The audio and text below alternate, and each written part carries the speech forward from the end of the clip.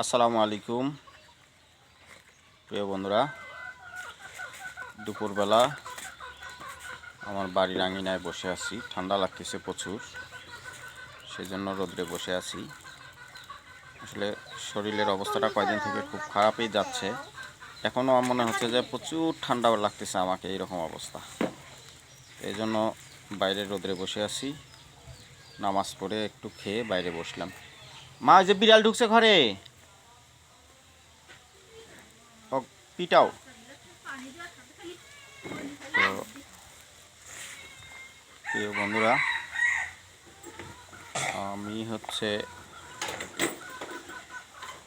বসে আছি আর একটা বিড়াল আমাদের ঘরের মধ্যে ঢুকতেছে, দেখুন কী অবস্থা। তো যাই হোক বন্ধুরা, আমার আসলে এই বুকের ব্যথা এবং জ্বরটা এখনও যাতায়াত করতেছে, আর বুকের ব্যথাটা কন্টিনিউ আসতেইছে।